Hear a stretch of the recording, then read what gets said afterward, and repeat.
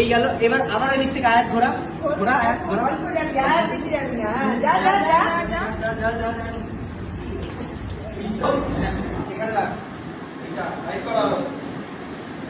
পাহাড় তুলতে গেলে তো তোমাকে বডি আগে ফেলতে হবে।